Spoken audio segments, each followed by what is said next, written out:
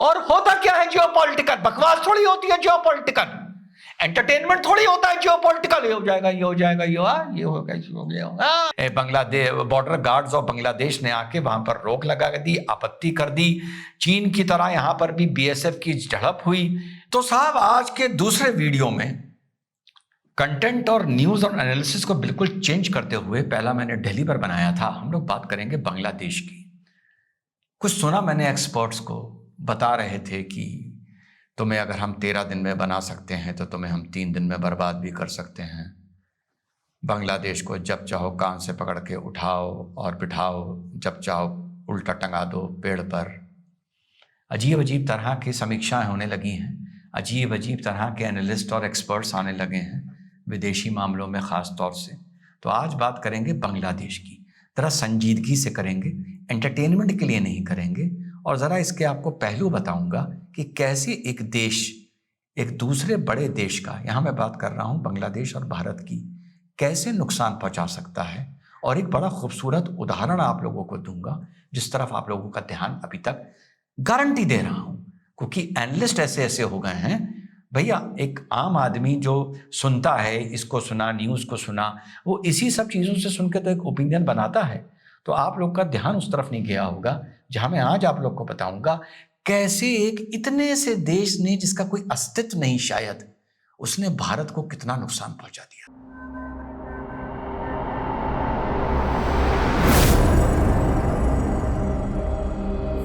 Hello, नमस्कार, सत श्री अकाल, अस्सलाम वालेकुम। कैसे हैं जनाब? तो फिलहाल जो विवाद चल रहा है बांग्लादेश के साथ, वो बॉर्डर फेंसिंग को चल रहा है। अबाउट 4000 किलोमीटर की हमारी उनके साथ बॉर्डर मिलती है और 3200 किलोमीटर पे हमारी फेंसिंग ऑलरेडी हो रखी है। 900-1000 किलोमीटर के लगभग हमारी फेंसिंग बची हुई है, जो भारत ने पहले से शुरू कर दी थी। अप्रैल 2024 से शुरू कर दी थी आपसी समझौते के साथ, जो शेख हसीना के जाने के बाद वो समझौता यूनूस सरकार ने नल एंड वॉइड कर दिया है, खत्म कर दिया है। आप लोग देख भी रहे होंगे कि अब जिन जगहों पे फेंसिंग हो रही थी, वहां के Bangladesh border guards of Bangladesh ने आके वहां पर रोक लगा दी, आपत्ति कर दी। चीन की तरह यहां पर भी बीएसएफ की झड़प हुई, बीएसएफ की वहां पर टुकड़ियां भी और बढ़ाई जा रही हैं और फिलहाल उस फेंसिंग को रोक दिया गया है और कैंप मीटिंग जारी है कि ये फेंसिंग कैसे होगी। ये मुद्दा पुराना है लेकिन विवाद इसको नया बनाया गया है। मुख्य कारण फेंसिंग रोकने का जो भारत रोक रहा है, वो इन्फिल्ट्रेशन की वजह से रोक रहा है। चाहे आप जितनी बीएसएफ लगा लें, जितनी बीएसएफ लगा लें, आप पूरा 100% इन्फिल्ट्रेशन नहीं रोक सकते। या आप चाइना की तरह या नॉर्थ कोरिया की तरह शूट एंड साइट का ऑर्डर दे दें कि जैसे ही कोई आदमी उधर से आता हुआ नजर आए आप उसको गोली मार देना।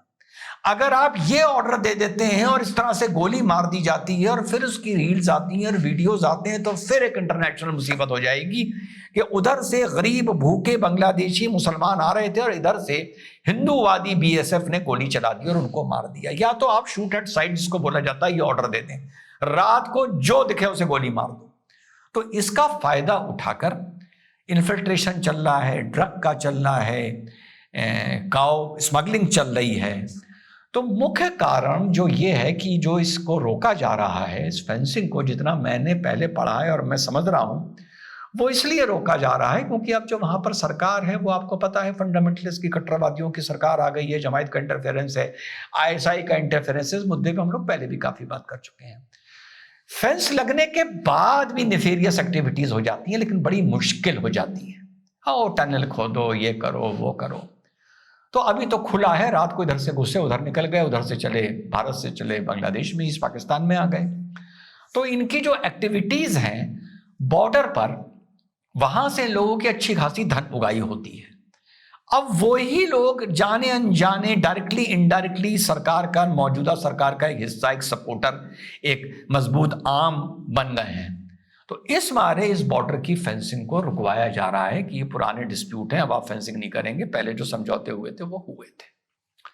आप लोग को पता है जो शेख हसीना के भागने के बाद वहां से जो वहां पर लॉ एंड ऑर्डर प्रॉब्लम आई थी, और वो लॉ एंड ऑर्डर प्रॉब्लम ने, पॉलिटिकल प्रॉब्लम ने जैसा कम्युनल टर्न ले लिया था, तो फाइनली बांग्लादेश की रिपोर्ट आ गई है। रिपोर्ट में भाई साहब ये आ गया है कि चुटकी भर के अलावा अधिकतर मामले जहां जहां हिंदुओं को टारगेट किया गया था उसको law and order political violence मानकर उसको ठंडे बस्ते में डाल दिया गया है। अजरुद्दीन बेटिंग में पकड़ लिया जाए तो वो कम्युनल मुद्दा है, अवैध मकान तोड़ दिया जाए किसी का तो वो कम्युनल मुद्दा है, एनकाउंटर किसी अपराधी का कर दिया जाए अगर वो मुसलमान है तो वो कम्युनल मुद्दा है, बत्ती चुराते हुए पकड़ लिए जाओ और तुम अगर मुसलमान हो तो वो कम्युनल मुद्दा है, अगर तुमने जमीन किसी की घेर रखी है, इस पर कल मैं वीडियो बनाऊंगा और पुलिस वापस उसको उसका जो ओरिजिनल मालिक था उसको तुमसे छीन के लौटा रही है, ये भी कम्युनल मुद्दा है, खुदाई में कहीं नीचे कुछ चीजें मिल रही हैं तो भी कम्युनल मुद्दा है, कुछ नहीं मिल रही है तो भी कम्युनल मुद्दा है। तो ये सौभाग्य सिर्फ भारत की माइनॉरिटी को मिलता है और अलग अलग देशों में जहां नॉन मुस्लिम बहुसंख्यक हैं वहां पे ये सौभाग्य माइनॉरिटी को मिलता है, जहां मुस्लिम बहुसंख्यक हैं वहां ये सौभाग्य माइनॉरिटी को नहीं मिलता है। तो सारे मुद्दे have been brushed under the carpet saying कि वो सब पॉलिटिकल वायलेंस था, उसका कम्युनलिज्म से कोई लेना देना नहीं था। तो ये तो आप फाइनल रिपोर्ट सुन लीजिए। अब थोड़ा सा बांग्लादेश के रिश्तों को लेकर इस पर भी मैं बात करूंगा। अब 2 बनाने लगना है, अब लोग कह रहे हैं भाई साहब आप 3 क्यों नहीं बना सकते, लोग तो 3 भी बना देते हैं कि अब ट्रंप का भी देखना है ऊंट किस करवट बैठता है। कल मैं कोशिश करूंगा इस पे वीडियो बनाने की, उससे भी डिपेंड करेगा कि बांग्लादेश का क्या चलता है। कल वीडियो बनाऊंगा, लेकिन आज बता दूं ट्रंप इसे आप गेस नहीं कर सकते, ही कीप्स यू गेसिंग, ही कीप्स यू सरप्राइजेस। ठीक, तो ये दूसरा मुद्दा हो गया। अब तीसरा मुद्दा ये है कि ईस्ट पाकिस्तान बांग्लादेश के जनरल्स भी पाकिस्तान पहुंचने लगे हैं। पहले पाकिस्तान के जनरल्स और आईएसआई यहाँ पहुंचने का प्रोग्राम बना रहे हैं। प्रपोजल दिया गया है कि हम आपकी आर्मी के यूथ से मिलेंगे, यंग ऑफिसर से मिलेंगे, उनसे इंटरेक्ट करेंगे, उन्हें ट्रेन करेंगे। हमारा जियोपॉलिटिकल, ये शब्द बड़ा भारी है भैया, हल्का फुल्का जियोपॉलिटिकल तो मैं कर ही देता हूँ। तो साहब वो आपका उसको हम लोगों को अपने रिलेशनशिप स्ट्रॉन्ग करने चाहिए। हमें अपना जो मैरीटाइम है, जो थ्रू द ओशन रास्ते हैं, ये भी हम लोगों को अपने स्ट्रॉन्ग यहाँ पर रखने चाहिए। तो कुल मिलाकर जो ये चीज़ फाइनली अब तस्वीर सामने निकल के आई है कि वो जो भी मुद्दा था वो कम्युनल नहीं था, वो पॉलिटिकल था। फेंस को लेके बवाल मच रहा है। फिर से मैं बता दूं, कोई मैं आर्मी क्लैश की बात नहीं कर रहा हूं कि बांग्लादेश की आर्मी का भारत की आर्मी से क्लैश होगा, ये मैंने पहले भी बोला था। और बहुत सी ऐसी चीजें हैं जो इंसर्जेंसी ऐसी चीज है, टेरर एक ऐसी चीज है जो बड़े बड़े देशों को नुकसान पहुंचा देती है। आप यूरोप के कंट्रीज उठा के देख लें, आप अमेरिका को उठा के देख लें। हाँ, अब हर कंट्री रशिया और चाइना तो नहीं हो सकता, और भारत भी रशिया और चाइना नहीं हो सकता। तो साहब अब करा क्या जाए? करा ये जाए कि पहले तो ये बातें बंद करी जाएं कि बांग्लादेश को जब चाहेंगे कान से उठा के यूं बिठा देंगे, यूं खड़ा कर देंगे, यूं बिठा देंगे, एक थप्पड़ मारेंगे तो वहां चला जाएगा। 13 दिन में बनाया था तो 3 दिन में इसको बर्बाद भी कर देंगे। ऐसे नहीं होता। एक बड़ा छोटा सा एग्जाम्पल दूं और फिर अपनी बात बंद करूंगा। नेपाल का आप क्या अस्तित्व समझते हैं, क्या पावर समझते हैं? कुछ नहीं है, कुछ नहीं है। एक टाइम पर तो भारत ही के टुकड़ों पर पला है, पर धीरे धीरे देखिए नेपाल की स्ट्रेटेजिक इंपॉर्टेंस धीरे धीरे कितनी हो गई, कितनी वर्चस्व की लड़ाई हो गई भारत और चाइना के बीच में। ठीक, पहले हम उसको एक बफर मान के चला करते थे बिटवीन इंडिया एंड चाइना। और मैंने आपको वीडियो के शुरू में बोला था, एक छोटे मुल्क ने भारत को कितना नुकसान पहुंचाया था जिसकी कोई गिनती नहीं है। अगर उसकी लाशें गिनने पर आओ, IC-814 याद आया? भूल गए? नहीं भूले हो गए, अब तो याद आ ही गया होगा। साहब, नेपाल का एयरपोर्ट था, थोड़ा सा वहां की लोकल अथॉरिटीज ने, लोकल लोगों ने 4 ISI के लोगों के साथ कोऑपरेट किया, कोलैबोरेट किया। Rest is history. क्या हुआ? क्या हाईजैक हुआ? कौन कौन छोड़े गए? क्या देश परेशान हुआ? वो जो छोड़े गए फिर उन्होंने क्या बनाया? फिर जो उन्होंने बनाया उससे भारत को क्या नुकसान हुआ? सारे नेपाल से जोड़ के देखो ना। यही तो होता है जियोपॉलिटिकल। और होता क्या है जियोपॉलिटिकल? बकवास थोड़ी होती है जियोपॉलिटिकल, एंटरटेनमेंट थोड़ी होता है जियोपॉलिटिकल। ये हो जाएगा, ये हो जाएगा, ये होगा, ये हो गया, हाँ बस हो गया। ये थोड़ी होता है जियोपॉलिटिकल। नेपाल ने भारत का क्या नुकसान किया था, ये होता है जियोपॉलिटिकल। ये शब्द इस्तेमाल करना बहुत आसान होता है, इसको जीना ईमानदारी से बड़ा मुश्किल होता है। अब अगर कोई कहता ऐसा नुकसान कोई और कंट्री कर दे, अब कुछ आ जाएंगे कहने लगे कि रिजवान साहब ये आप कहां ले गए, हाँ यहीं ले जाता हूं मैं चीज को। तो साहब नेपाल की सिस्टम ने, वहां की एयरपोर्ट अथॉरिटी के चलते भारत का क्या नुकसान हुआ? नेपाल तो बांग्लादेश से भी छोटा था, उसकी तो बांग्लादेश से भी कम इंपॉर्टेंस थी, उसकी तो तुष्टीकरण को लेके भी कोई इंपॉर्टेंस नहीं थी, पर हुआ। तो ये कह देना एनालिस्ट बनकर कि उसको थप्पड़ मार देंगे, उसको घूंसा मार देंगे, उसकी नाक तोड़ देंगे, उसका ये कर देंगे, ये निहायती लौंडापने की और बचपने की बातें हैं। ठीक, तो वी हैव टू सी कि जो अलाइनमेंट हो रहा है between Pakistan and east Pakistan of Bangladesh, we have to see the alignment between Bangladesh and China, and we have to see our porous border with Bangladesh, the same language, the same ghettos.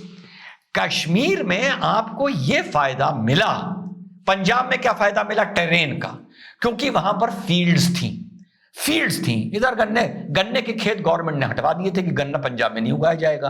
Taylor की time की बात कर रहा हूं, सर्जेंसी की time पर। अब साहब धान या गेहूं लगा हुआ है, यहां से आपने सर्च लाइट मारी तो 2 किलोमीटर पे आपको नजर आ रहा है कि रात के 2 बजे 4 आदमी कौन चलते हुए जा रहे हैं।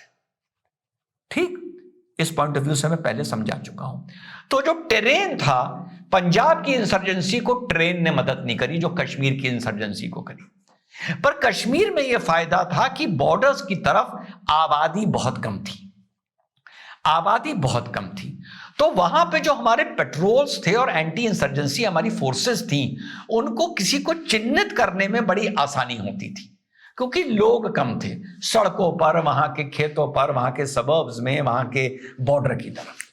जो चीज बंगाल में नहीं है, बंगाल की डेंसिटी बहुत है और कल्चर, लैंग्वेज, धोती, कुर्ता, दाढ़ी, टोपी वगैरह सब आपस में मिलता जुलता कश्मीर में भी था, पर वहां पॉपुलेशन का थिनली पॉपुलेटेड, तो सर्च ऑपरेशंस रिलेटिवली इजी है, फिर भी वहां बड़ी प्रॉब्लम आती है, आप लोगों को पता होगा सर्च ऑपरेशंस में। और यहां तो सर्च ऑपरेशन समझ लो नामुमकिन है, यहां के बंगाल की गेटोज में और गलियों। तो फिर से एक बार बता रहा हूं, इन्होंने आपके जो हिंदुओं के साथ वहां हुआ है उसको तो इन्होंने कारपेट के अंदर ब्रश कर दिया कि जाओ भैया वो सब पॉलिटिकल था, पॉलिटिकल बहुत किस्से हुए, देखा जाएगा क्या हुआ। शायद 17-18 किस्सों को इन्होंने कमनल माना है। अब उसके अलावा फेंस को लेके, जमायत को लेके, पोरस बॉर्डर को लेकर, लैंग्वेज एंड कल्चर को लेकर, बंगाल की असम की आबादी को लेकर, वहां पे मेल्ट होना जिसको बोला जाता है, घुस के आप मेल्ट हो गए, उसको लेकर भारत को बहुत संवेदनशील होना चाहिए। बहुत ज्यादा प्रोएक्टिव कदम उठाने पड़ेंगे डिफेंस के नजरिए से। मिलिट्रीली मेरा मतलब ये नहीं है अंदर घुस जाओ और कान उमेड़ दो और उठक बैठक करवा दो, ये मेरा मतलब कभी नहीं होता, लौंडा नहीं हूं मैं ये। और दूसरा ISI को लेकर, चाइना को लेकर, इन सारी चीजों को लेकर ये एक हॉट बेड बनता जा रहा है। और आने वाले 5 साल में बांग्लादेश, ईस्ट पाकिस्तान ऐसा ही अगर चलता रहा जैसा आज चल रहा है, और पिछले मैं 4-5 महीने से जो देख रहा हूं, तो एक बहुत बड़ा एक मुसीबत का एक विंडो, हमारा डोर खुलने जा रहा है, जिसे हमको चेक करना होगा।